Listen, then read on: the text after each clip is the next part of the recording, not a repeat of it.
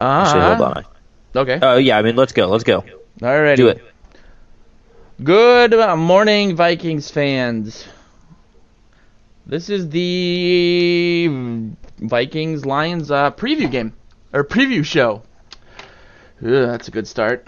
I'm your host, Joe Johnson, owner of PurplePTSD.com, VikingsTerritory.com, PurpleTerritoryRadio.com, co-host of Morning Joe's, owner of 50 Stray Cats.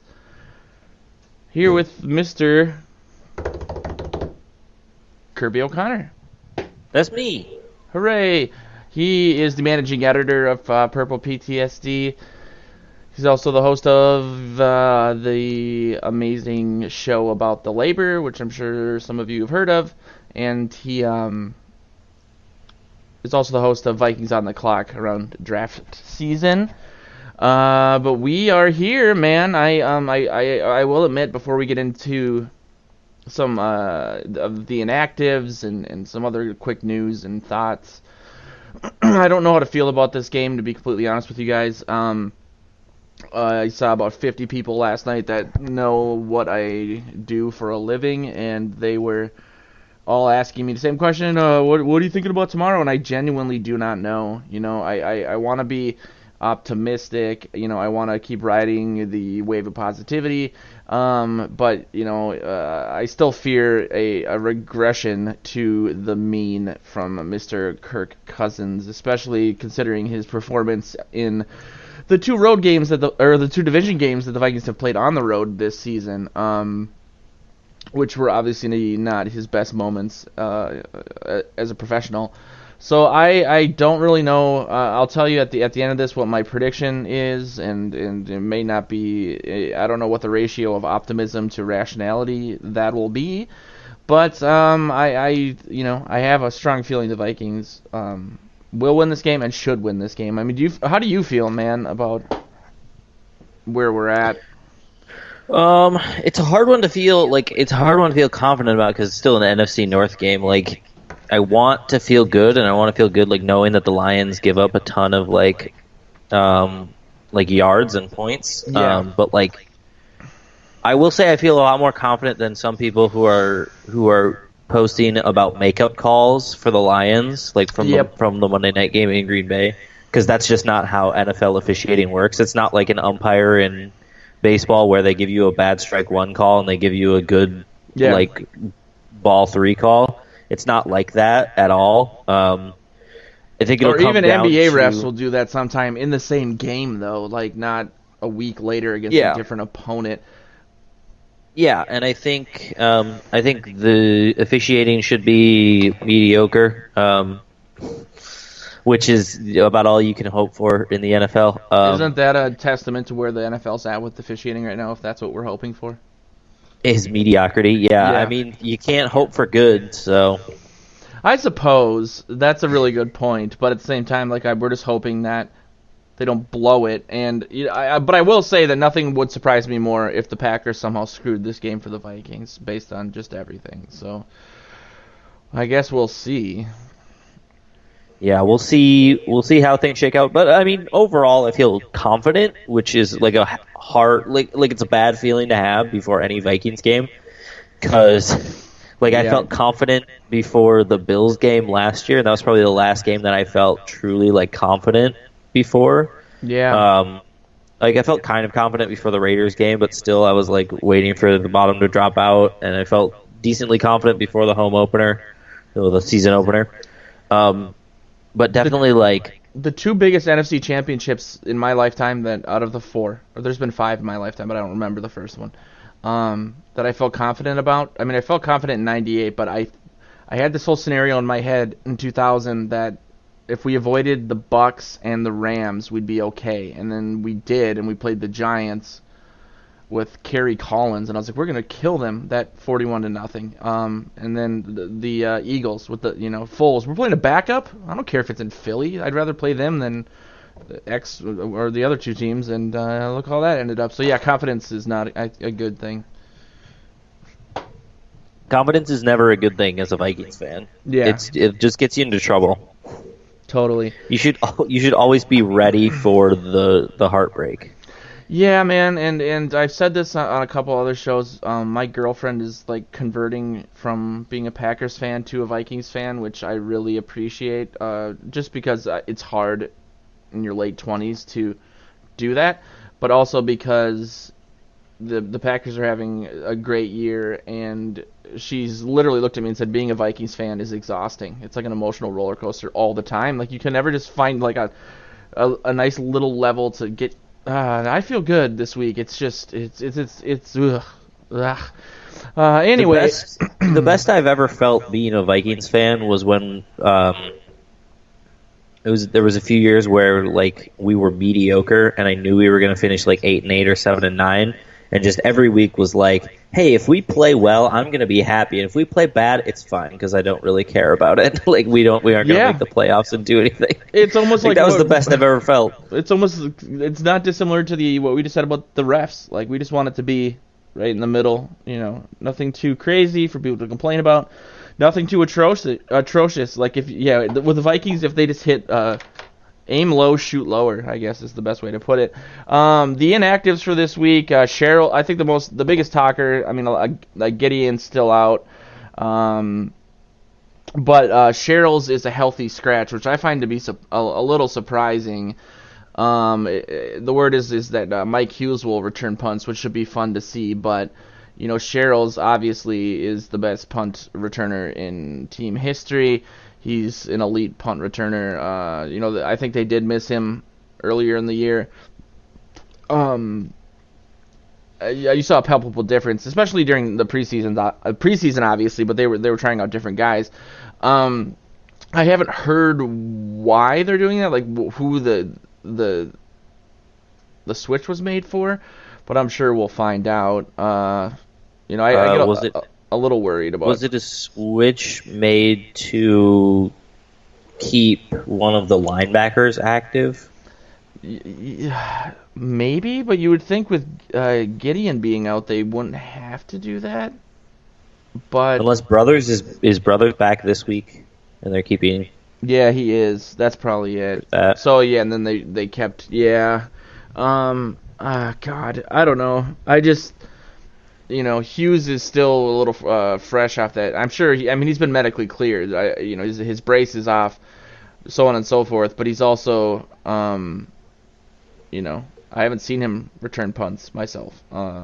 He was not around during the competition before Cheryl's returned, so we'll see. That's kind of a big stage for him to do that, and he's a young guy, and he's returning from it. And I do believe he did it in college, but still, that's I think he returned punts preseason last year, 1 or 2. But I'm kind of surprised that we're seeing him. If we see him do punt returns instead of Olabisi Johnson, who did it in the preseason this year. That's a really good point. And BC showed that he could hold on to the ball because he got creamed on that one he didn't fair catch. And held on to it somehow, probably because he immediately went into rigor mortis. But, yeah, that's a good point, man. It's you think you would go with someone who was more recently used to doing it, especially with like the different blocking schemes and everything that they do on returns, and that B is so valuable and close from a catastrophic knee injury, I guess. Yeah, Keith Klein says, and use Abdullah or Hughes to be punt returner. Everybody loves to bring up the fact that Abdullah has not returned punts since college. Yeah. But again, I think, and he's not sure. I worry about his ability to hold on to the ball. I think he's a little more dangerous than a lot of these guys. He's a little more. He looks like he would be good at it just based on the way that he runs, but he's quick and he's elusive, but he can't hold on to the ball. So I've made the statement a few times about the labor when Sean was on, but I would rather see if they don't have someone back there who can really create off the return, I would rather see them fair catch every single punt. Just because, I would rather that than risk any sort of turnover on a special teams play. Yeah, that's I agree with you. I like that take too. The Cheryl's just to me, speaking of no emotion and just have never worried about that. He's just so sure-handed that it's I forget who was before him, but I used to really always just have this gut feeling that we were gonna fumble, and since Sherrills has been in there, I've not had that concern. So we'll see how it plays out. Yeah. Who was it? Sorry, we might change it here. Before Sherrills, did Harbin return punts, or did you just do kicks? I think you just did because you're reaching that far back. Yeah, it's a ways, man. I think he might have done both initially, but then he just did kicks because he was always having migraines, and I think they wanted to limit that. But I could be completely wrong. I don't know. My memory, especially of that era, is a little sketchy. Well, we're glad you're mentally on top of it now. So. Oh, clearly, that long pause really was good for the confidence of my neurological team. I saw an interesting thing. Other inactives? Other notable inactives. I can't wait. Drew Samia at some point in the season is not going to be inactive, and I'm ready for it. But not today.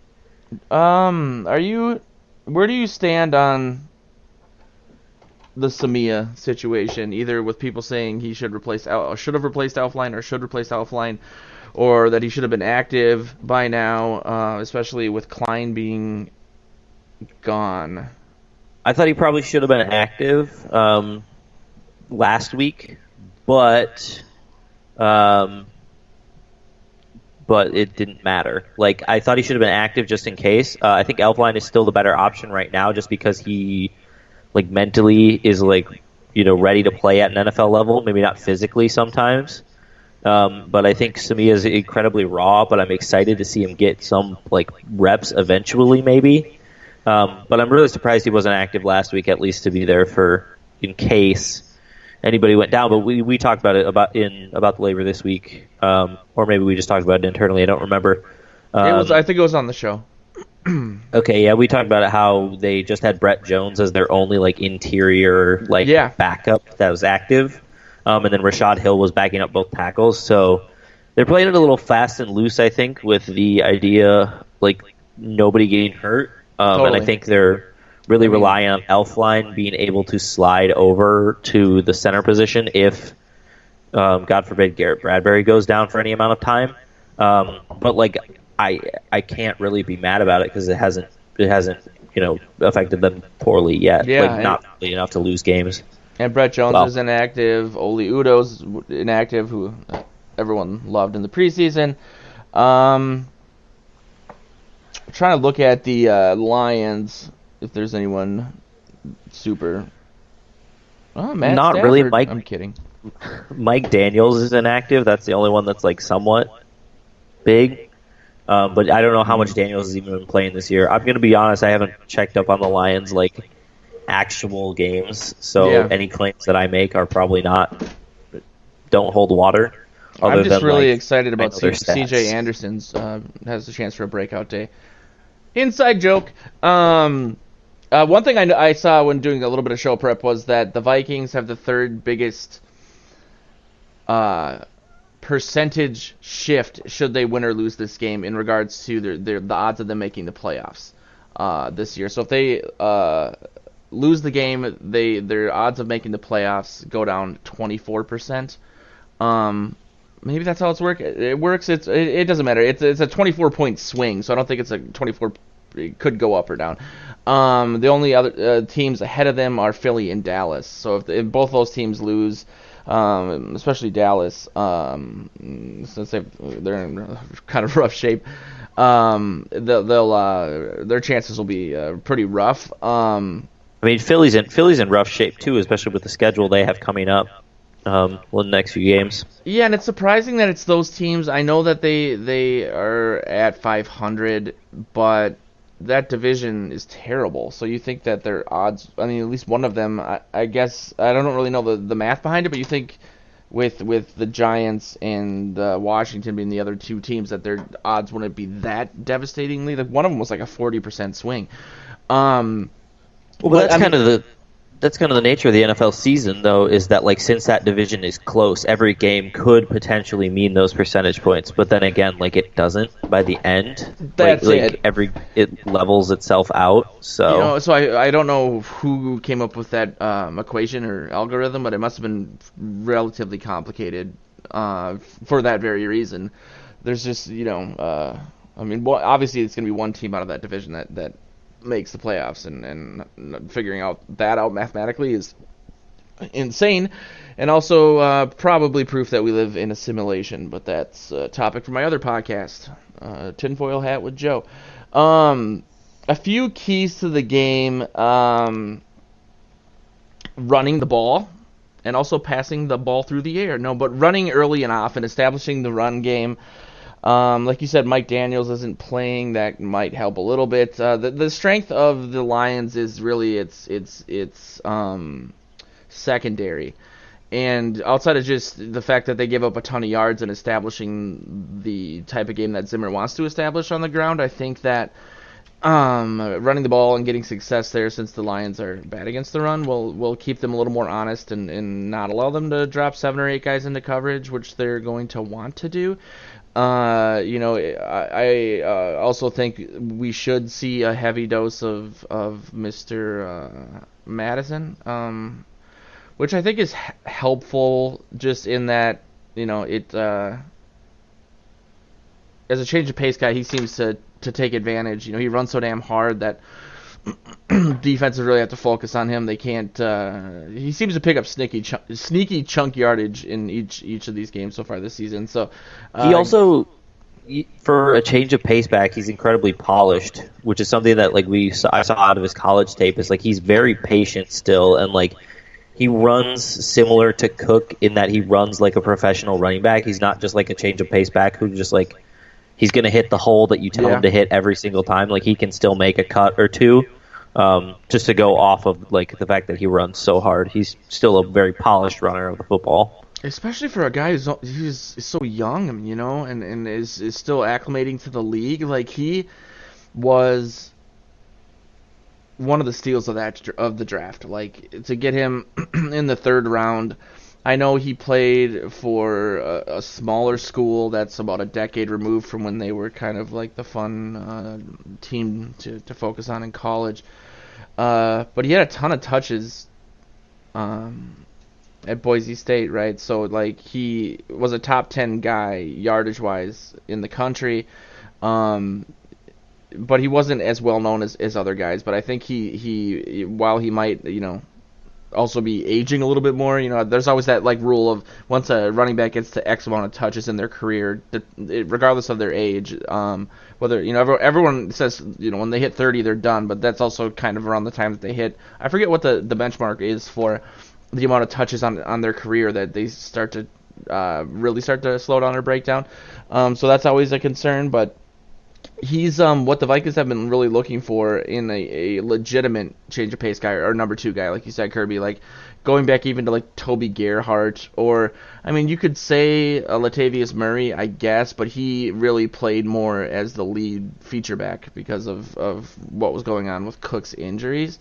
So it's fun to see, and he's obviously going to be super valuable moving forward, especially with Dalvin Cook's injury history. But I've just been super psyched to see how well he's been doing. And that'll set up, obviously, the play actions. I think we're going to see a lot of what we've seen the last couple of weeks with Cousins. A lot of play action, rollouts or bootlegs, naked bootlegs, stuff like that. I think they found that that's where Cousins is most comfortable. And if you want to kind of hear me and Kirby talk about that more in depth, we did on About the Labor this week. That's on Vikings territory right now. The second key is to really just focus on containing the outside receivers for the Lions. So Marvin Jones Jr. and Kenny Golladay. I guess as some other sites that I was reading before the show, I don't have as much concern about that as other people do. I'm not as down on the starting corners for the Vikings as other people are. The article that I was kind of looking at about that was saying how what a roller coaster this season has been for Rhodes and Waynes, and they've played well in spurts, but they've been mostly bad. And it's like I just for a team, I get that. I don't know. It's just the defense seems to be doing so well. They're allowing less points per game than they did in 2017. I just think there's a lot of nitpicking going on. Sure, they could be playing better, and they have played better in their careers. Like, that's not up for dispute. But I think as part of a whole, the defense is playing pretty damn well. And if they're giving up more yardage than they used to, or Rhodes was burned on that one touchdown by a rookie, God forbid. I'm not as down on them. I mean, every week there's an article about demoting or trading one of the other, and I say let the guys just keep going because, again, as we talked about in the punt return scenario, Hughes is still new. He's looked good, but he hasn't, had the amount of playtime that would make me confident to trade one of these guys. And Mackenzie Alexander seems to finally be coming into his own in the slot, which we could have said that last year as well. But I just don't like making change for the sake of change.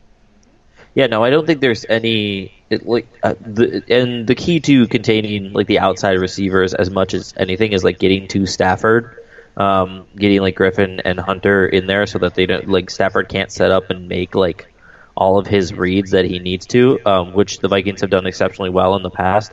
I know Zimmer talked about earlier in the week. Somebody asked him a question about Detroit's improved offensive line. And he kind of smirked about it and was like, I think we match up well with them or something to that effect. So I don't think he's too worried about that.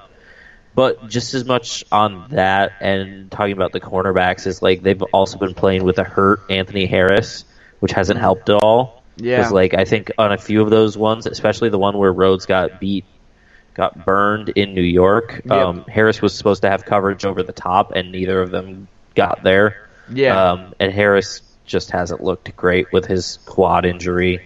He's looked super slow. And that's funny you say that because one of the articles I grabbed that from was talking about getting help from the elite.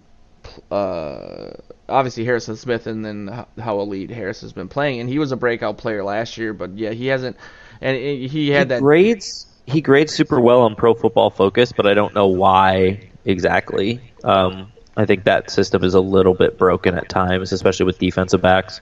Yeah, and a big part of the containing those guys, I mean, they're good at contested catches, but both Rhodes and Waynes have 3 to 4 inches on Hughes and Mack. So having bigger guys out there for those guys who are, I think, 6'4" and 6'3" in Galladay and Marvin Jones is kind of why we drafted them in the first place. Not specifically for those guys, but Zimmer wanted long corners for our division. Another a good key I think that ties into last week is not letting up if the Vikings should get out to an early lead, a significant lead. We saw that last week. We've seen that throughout Vikings history, that they can have a 21-point first quarter, and then all of a sudden they slow down and they slowly let the other team creep back, and then it goes down to a final drive, and somehow Brett Favre comes out of retirement and throws a 100-yard touchdown. Jimmy Hitchcock spontaneously combusts. I would like to see that. I think there's a lot of potential for that. I predicted a pretty tight game just because of the history of these teams. Zimmer has lost by 2 points, I think, in 2014 and 2016. There were the Vikings in 2016 lost by 3 points, 16-13, and then 16-14 in 2014. There's also been a couple other games in their recent history that's been decided by a touchdown or less. So I predicted a tight game on the road, but the Vikings have also won 3 of the last 4 in Detroit. And as we've mentioned, there's the Lions give up a ton of yards. I think they're 29th, 28th in yards in passing and running. So I could see a lot of points being scored, especially with the Vikings having a really good percentage of scoring touchdowns in the red zone the last couple of years. Weeks. Interestingly enough, the Lions give up a ton of yards, but they only have given up 11 touchdowns total. Yeah, bend don't break it. Yeah, which is really good compared to all of the other teams that are at the bottom of the barrel as far as scoring yards. But like you say, the Vikings have had not really had too hard of a time scoring in the red zone unless Kirk Cousins throws an interception, which please don't happen again. I instantly got heartburn when you said that. Let's go, since the kickoff is in 5 minutes. They say, it'll probably be in 15, and since we're both watching on Hulu, that means we'll get to see kickoff tomorrow around 7:30 p.m.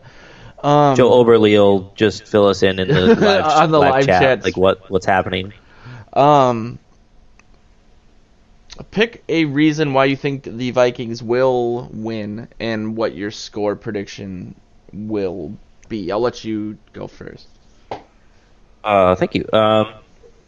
The Vikings will win because Dalvin Cook goes for over 150 yards and 2 touchdowns. And score prediction, based off of that, 28-17.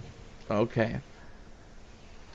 I think the Vikings are going to win because I think they've discovered a recipe for success with Cousins, and while I don't think he's going to continue at the rate he's been the last couple weeks, I think that he's going to find a happy medium that will kind of validate something I've always said, which good for me, is that he can be an elite quarterback if he's an elite system quarterback. That's kind of a misnomer, I guess, or an oxymoron. An elite game manager would be another way to put it. I think he can put up a lot of numbers, mainly not because there's just a tremendous amount of talent on this Vikings offense, on the team in general, but in offense. So if you get a guy who can run the system the right way and just execute, they can put up staggering numbers. And I think that today's game will be the first game in the new Kirk Cousins that we're going to see. The last couple of games, I don't think it's sustainable. It'd be amazing if it was, but I think we're going to see where he's going to be for the most part moving forward.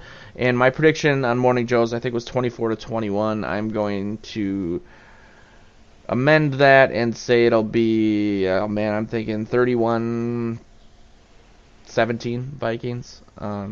I think they're gonna come out ready to play, and I'm excited for it. Yeah, we're confident. I know, man. You made me more confident. Usually, when I talk to other human beings, I get incredibly unconfident. But look at that. We will be back at halftime and after the show to do some updates. And moving forward, this is the way we're going to be doing things, and we might even do some more shows during the week. So stay tuned for that. And Skull Vikes. Join us on our live chat, too. We're going to have a live chat on both Vikings Territory and Purple PTSD here in about 5 minutes. So hopefully you people will log in. You don't have to create an account if you want to. It's $5,000. I'm kidding. It's free, and it takes like 2 seconds. You can just use your Facebook or Twitter to create an account. So we'll see you there, and let's go! Skull, baby. Let's do it. Hooray.